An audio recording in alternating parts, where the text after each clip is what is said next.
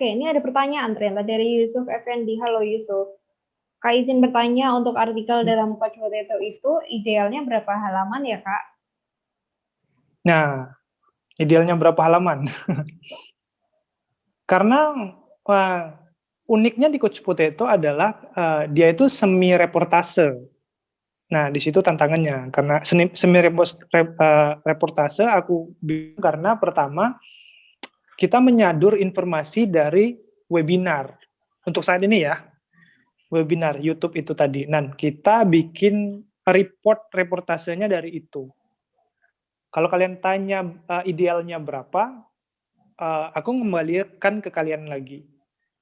Kalau kalian ngerasa udah fit, tulisan itu mengcover semua hal yang ada di hal-hal penting ya di YouTube itu, di webinar itu, ya lebih baik tidak lebih gitu dari satu halaman, tidak lebih satu halaman gitu.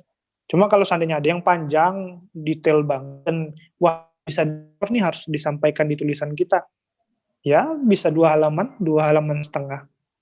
Karena kan nanti tulisan kalian dilempar ke website, dan website itu memang kan kita masih bangun website nih, itu nggak tahu apakah teknisnya nanti slide, kan ada website yang kayak kalau kalian baca detik.com itu selanjutnya gitu, selanjutnya. Ataukah satu halaman memanjang ke bawah, belum tahu.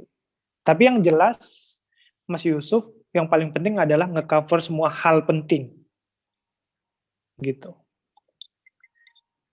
Oke, Kak mau bertanya, kalau sekarang kan trennya lebih banyak ke konten-konten video. Caranya agar bisa menarik perhatian audiens dengan konten kita yang non-video gimana ya? Nah, ini pertanyaan menarik. Padahal aku udah pesan jangan susah-susah. Jadi gini, kita itu ada di youth empowerment, industrinya itu. Basic kita di situ. Mostly kita tentang beasiswa. Dan sekarang tren anak muda adalah beasiswa gitu.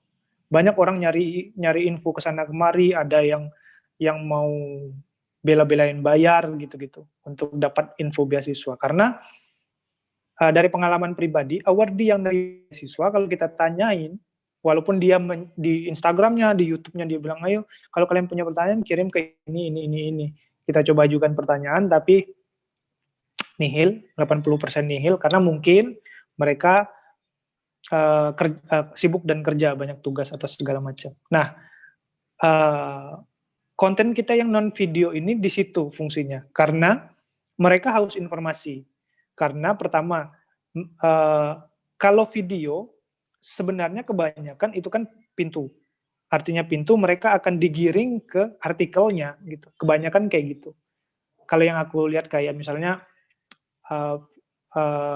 influencer dengan fenomena swipe up gitu-gitu.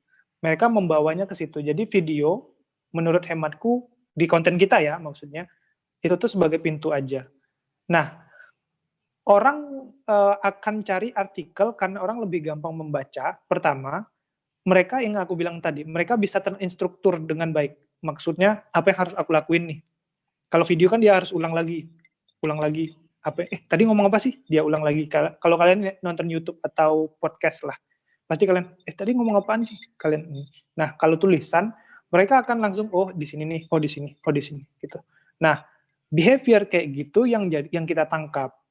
Caranya seperti apa? Yaitu tadi, tulisan kita jangan muluk-muluk, jangan muter-muter, jangan yang pakai piramida terbalik yang dari menjawab alam semesta, kemudian diperkecil bumi, kemudian diperkecil lagi akhirnya mahasiswa Indonesia, mahasiswa Jogja, kemudian mahasiswa yang beasiswa, pentingnya beasiswa, jangan.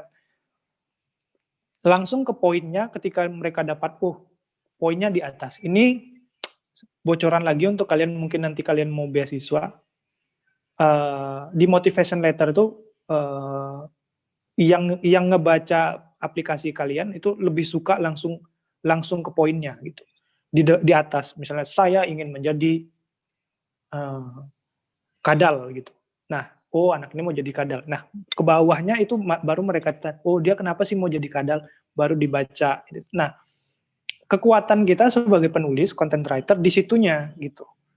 Nah, nanti di-combine sama itu tadi kalimat-kalimat slang yang santai seperti nah, yuk buruan, atau udah, atau ya udah, atau oke, gitu-gitu. Tapi tetap efektif gitu.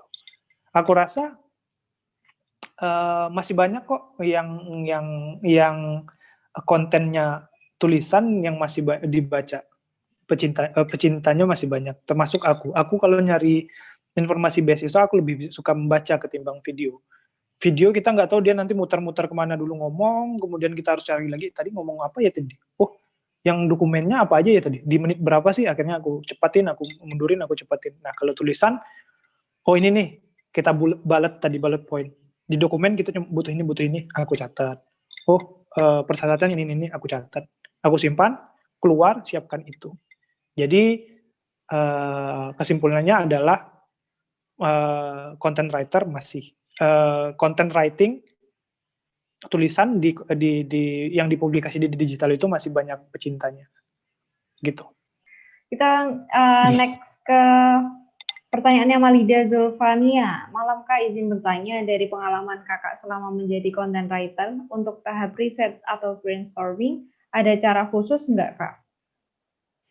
Nah, aku orang yang take a control, artinya kalau dari mungkin kalau kalian nanti akan jadi wartawan atau jadi wartawan jurnalis sama ya.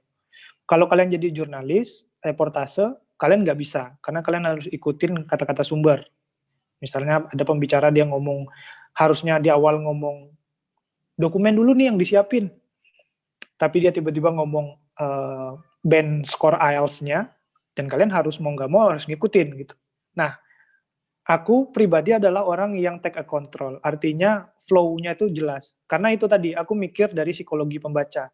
Ya nggak mungkin dong dia tiba-tiba ngambil baca di artikel, udah pembukaan langsung, ini beasiswa ini minta IELTS segini, gitu-gitu. Nah, emang syaratnya apa aja? Masa dokumen nggak ada? Kan pasti kayak gitu. Kayak ijazah atau transkrip. Nah, aku ketika mereportase video webinar dari Coach Potato, aku udah bikin struktur dulu.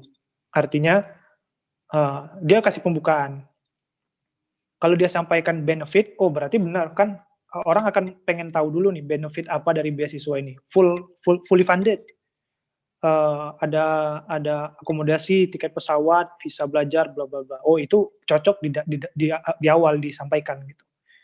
Setelah itu kemudian dia jam membahas tentang ternyata di Turki itu bisa kerja sampingan loh. Wah, aku langsung mikir, oh ini nggak mungkin. Orang setelah ngomong benefit dari scholarship itu, tentu mereka akan bertanya langsung kan behavior-nya. Psikologinya kan tanya, emang syaratnya apa sih? Nah, aku akan masukkan syaratnya setelah itu. Itu bentuk aku membangun framework of mind. Aku nyebutnya framework of mind. Jadi tulisannya. Dari situ akhirnya aku bisa take a control itu tadi. Seharusnya dokumen setelah benefit, pembicara di bawah gitu. Oh ya ini dulu yang dinaikin. Nah, aku sejauh ini seperti itu. Karena kita harus, kalau di art of negotiation kita menyebutnya mirror. Mirror means kalian harus pretend to be other people. Pasar